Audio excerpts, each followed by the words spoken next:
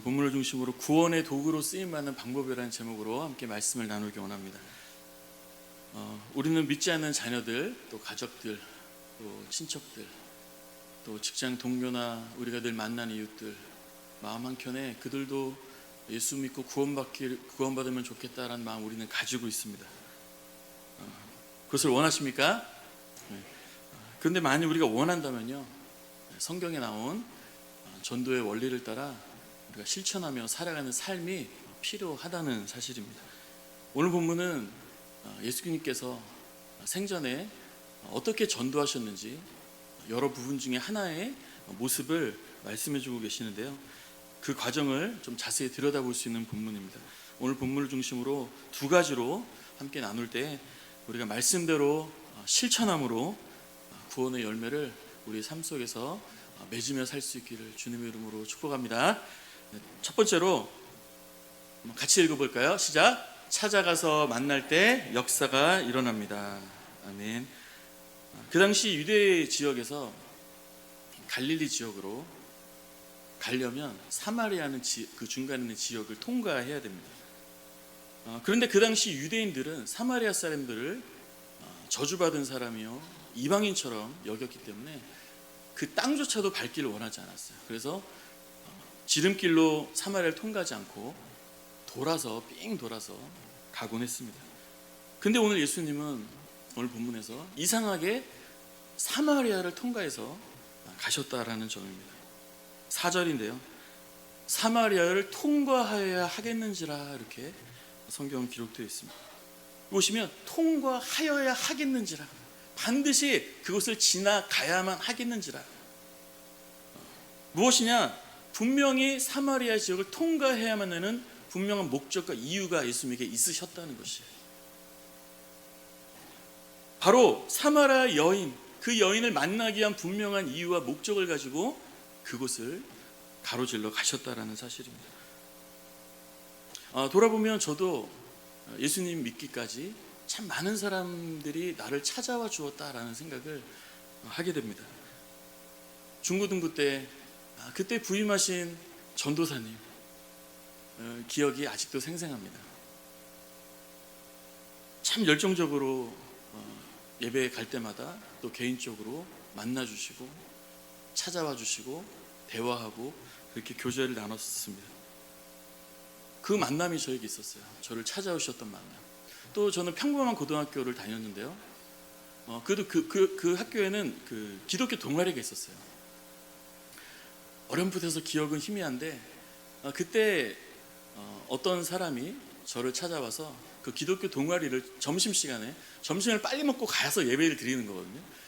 참여할 것을 저에게 만나서 이야기해 주었습니다.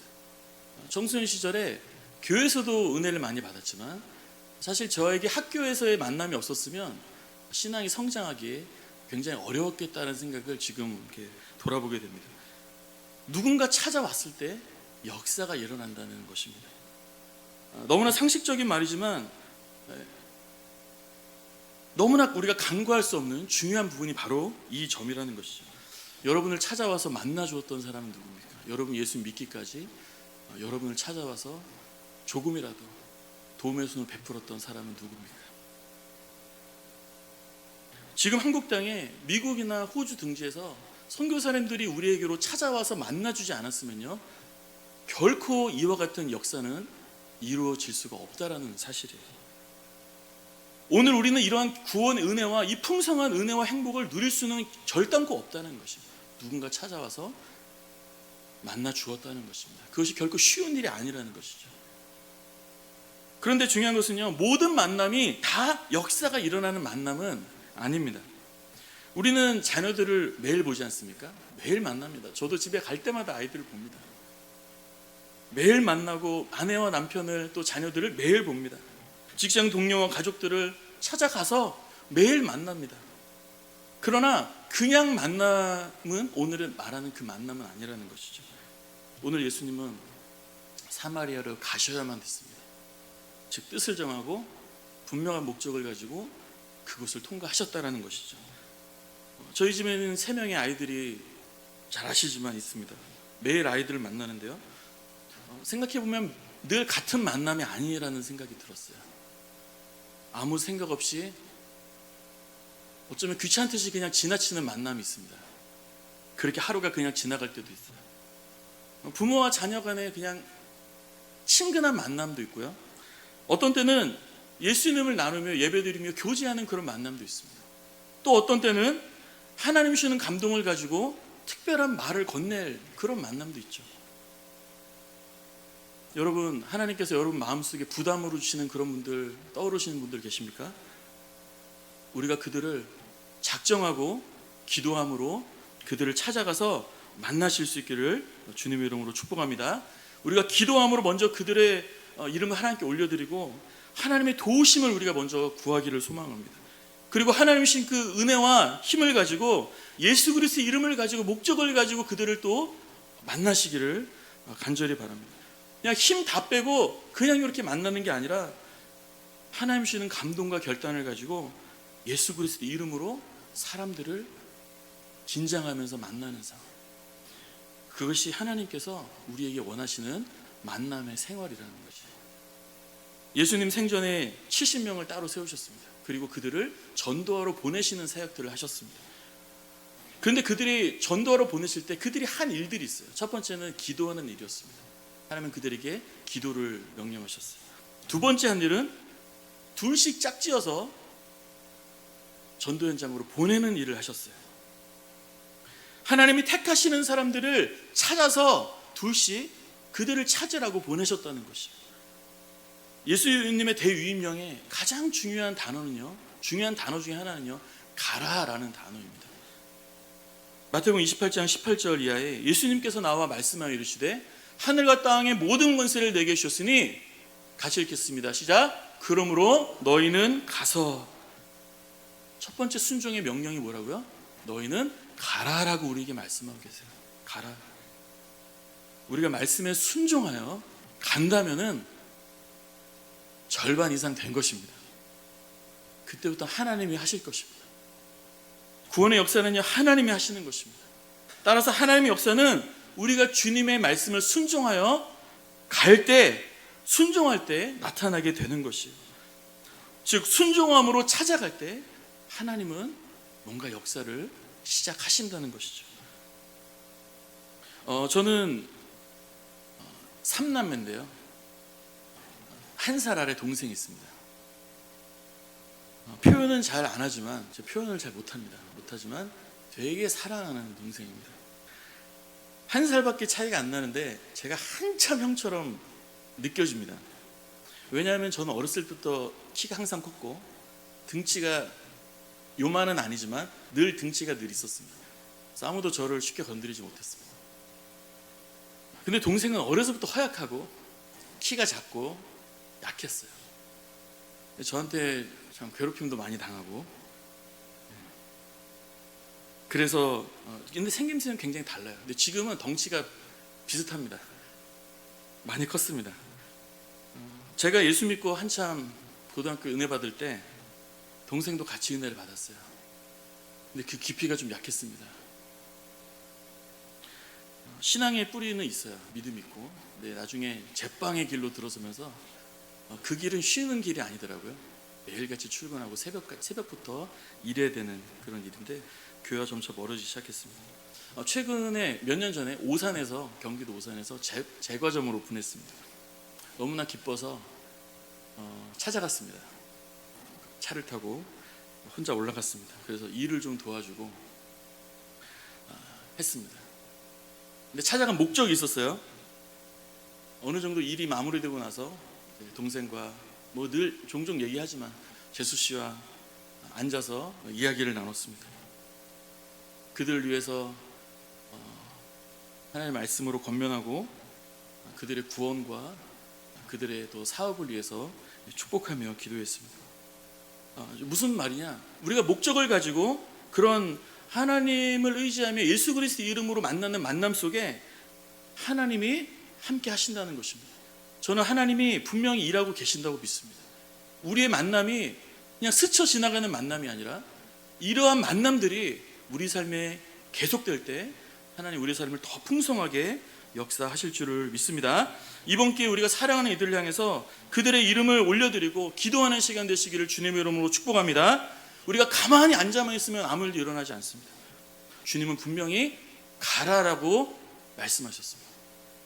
기도하면서 주님이 힘 가지고 가기로 힘을 가지고 갈 수 있기를 주님의 이름으로 부탁을 드립니다. 찾아가서 만나시기 바랍니다. 그것은 순종하는 것입니다. 약속의 말씀에 순종할 때, 목적을 가지고 찾아가 만날 때 하나님이 기회도 주시고 우리를 통해서 역사하실 줄을 믿습니다. 두 번째로 같이 읽을까요? 시작. 관계를 맺을 때 역사가 일어납니다. 예수님은 사마리아 여인을 찾아가서 만나셨습니다. 드디어 만나셨어요. 만나서 뭐 하셨을까요? 예수님은 어떻게 전도하셨을까요? 궁금하지 않으십니까? 만나서 대화하셨습니다. 이야기를 나누셨어요. 중요한 것은 일방적인 말이 아니라 질문하고 대답을 듣고 듣는 일을 더 많이 하셨어요. 사마리아에서의 전도의 스토리를 우리가 잘 알기 때문에 짤막하게 요약하면 예수님은 길을 가다가 목말라서 우물 곁에 주저앉으셨고 때마침 여인이 물을 길러 나왔습니다. 예수님은 물을 달라 하셨고 여인은 왜 사마리아 사람한테 말을 거시냐고 그렇게 또 대답했습니다. 그때부터 주거니 받거니 대화들이 계속되죠. 성경에 대화들이 많이 기록되지만 사실 더 많은 대화들이 있었을 것이라고 그렇게 생각합니다. 더 나아가 대화 속에서 여인의 그 깊은 사정을 하나님 주시는 은혜로 꿰뚫어서 볼 수 있는 또 그렇게 말씀하시는 능력을 보여주시고 결정적으로 여인의 질문의 대답으로 내가 바로 너가 바라보는 그 구원자다, 메시아다라고 결정적으로 복음을 선포하실 때 사마리아 여인은 그 말씀을 믿게 되었습니다. 예수 그리스도를 믿게 되었습니다. 하나님은 다른 방식으로도 얼마든지 오늘 구원의 역사를 일으키십니다. 그러나 성경의 많은 부분에 이렇게 대화를 통해서 만남 속에서 관계를 맺어가는 과정 속에서 전도하는 역사들이 많이 나타나고 있다는 것이에요. 저희 공동체 안에는 전도 폭발이라는 훈련이 있습니다. 제 오랜 경험상 굉장히 저는 좋은 훈련이고 저도 앞으로 늘 함께 갈 그런 훈련이라고 생각하는데요. 복음 전도자로 무장되는 아주 효과적인 훈련입니다. 근데 훈련의 내용을 보면은 중요한 것 중에 하나는 대화로 시작을 하는 것이 되게 중요합니다. 대화를 하는 것이 굉장히 중요해요. 저희들 전도의 첫 단계는 일상적인 대화를 하는 것입니다. 일상적인 대화로 시작을 하는 것입니다. 그 사람의 이야기를 경청하고 그분의 이야기를 듣는 것입니다. 대화를 나누는 것입니다. 서로 친교를 나누는 것이에요. 대화하는 중에 서로 간의 신뢰가 쌓이고 마음이 열릴 때 대화가 종교적인 대화로 이어지고 그리고 그분의 문제나 염려에 맞게 복음을 증거하는 것입니다. 예수님께서 70인의 전도자를 보내실 때 주님은 몇 가지 전도 규칙을 주셨어요. 아까도 말씀드린 첫 번째는 기도하라는 것이었고요. 두 번째는 가라는 것이었고요. 세 번째는 집집마다 찾아가서 그러니까 문을 두드리고 찾아갈 때 맞이하는 사람이 있다면 들어가라는 것입니다. 들어가서 머물라는 것이었어요. 누가복음 10장 5절 말씀에 어느 집에 들어가든지 먼저 말하되 이 집이 평안할지어다. 주님은 집에 들어가라고 하셨습니다. 이 규칙을 통해 몇 가지 유추해 볼 수 있는 것은 왜 집에 들어가라 하셨을까? 물론 요즘과는 좀 다르죠. 요즘에 집에 들어간다는 것은 결코 쉬운 일이 아닙니다. 여러분 집에 왜 들어갈까요? 여러분 집에 들어가면 뭐 할 수 있습니까? 네? 잘 안 들리네요. 여기 있으니까. 네. 대화할 수 있고 서로 알아갈 수 있고 더 가까워질 수 있죠. 대화할 수 있는 것입니다. 또 주님은 그 사람이 마음을 열고 대화할 준비가 돼서 전도자를 집에 들이면 뭐라고 말씀하시냐면요, 그 집에 머물면서 밥을 먹고 음료수를 마시라고 하십니다. 누가복음 10장 7절에 그 집에 유하며 주는 것을 먹고 마시라 이렇게 말씀하세요. 대화의 교제와 오늘 그 집에 들어간 목적은 예수 그리스도를 그들에게 증거하는 것이지만, 예수 그리스도의 평안의 복음을 전하는 것이지만, 그 방법으로 주님이 알려주신 것은 그곳에 가능하면 오랫동안 머물면서 주는 밥을 먹고 주는 음료수를 마시라는 거예요. 먹고 마시면서 뭐 하겠습니까? 먹고 마시면서 대화하고 교제를 나누라는 것이, 이야기를 들으라는 것이. 부산에 처음 와서 분목사로 사역을 시작할 때 가장 많이 들었던 말 중에 하나는 뭐였을까요? 밥 먹읍시다. 전에는 저한테 밥 먹자는 사람이 많이 없었는데 요즘은 자연스럽습니다. 저도 완전히 부산 사람이 됐기 때문에 왜 이렇게 밥 먹으라고 많이 할까 저는 의아할 정도로 그 말씀이 저한테는 생소했어요. 7년 동안 밥을 참 많이 먹었습니다. 아내가 잘 먹고 다닌다고 하더라고요. 늘. 그래서 못 먹어본 거 없이 참 잘 먹고 있습니다. 밥을 먹으니까요 가까워지더라고요. 밥을 먹으니까 좀 틀리더라고요. 마음이 따뜻해지더라고요. 오해도 풀립니다. 교육자들 점심때마다 교회에서 밥을 먹습니다. 굉장히 맛있는데요, 밥을 먹을 때가 되면 분주하게 머리를 싸매다가도 다들 활짝 웃습니다. 밥 먹을 때는 아주 기분이 다들 좋아요.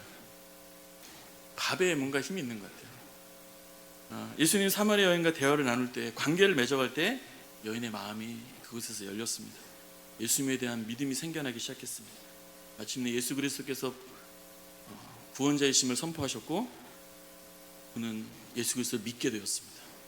구원의 역사가 그곳에서 나타나게 되었다는 사실입니다. 관계를 맺을 때 역사가 일어나는 것입니다. 사랑하는 성도 여러분, 이번 기회에 그리스도 안에서 우리 마음에 부담이 있는 사람 만난다는 건 굉장히 쉬운 일이 아닙니다. 그 사랑하는 그 사람과 이번 기회에 만나서 밥도 먹고 차도 마실 수 있기를 주님의 이름으로 부탁을 드립니다. 우리 좌우로 한번 인사합시다. 밥도 먹고 차도 마십시다. 갑자기 밥도 먹고 차 마시려면 어려울 수 있어요. 그렇기 때문에 기도하면서 우리가 나아가야 하는 것이죠. 만날 때 뭐 해야 되겠습니까? 말씀은 조금 줄이시고요, 대화를 많이 좀 들으셨으면 좋겠어요. 여러분, 그 사람을 최고로 축복하는 일은요, 그 사람의 이야기를 잘 들어주는 것입니다. 그것이 그 사람을 축복하고 그 사람을 존중하는 일입니다. 또 이번 기회에 그들의 아픔을 잘 들으셔서 기도 제목을 삼으실 수 있기를 바랍니다. 그 기도 제목 가지고 이것으로 끝나는 것이 앞으로 계속해서 기도하시고 또 실제로 그분의 필요가 무엇인지 잘 알아서 그 도움을 지속적으로 주는 관계가 될 수 있기를 바랍니다.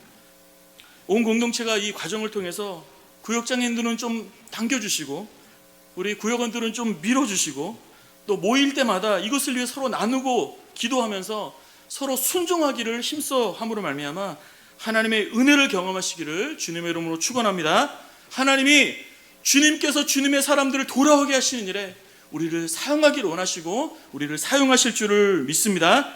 말씀을 정리하겠습니다. 하나님은 한 영혼을 추수하는 이 추수의 계절에 우리를 한 영혼을 구원하는 일에 우리가 동참하는 자 되기를 하나님 원하십니다. 특별히 가라라는 주님 말씀에 순종하여 기도하면서 찾아가서 만나시기를 바랍니다. 주님은 한 영혼을 붙들고 오래도록 대화의 교제를 나누셨습니다. 여러분, 만나셔서 대화하시되 이번으로 끝나는 것이 아니라 지속적으로 마음을 나눌 수 있는 그런 시작이 되시기를 바랍니다. 경청하는 그런 사역을 여러분 감당하시길 바랍니다.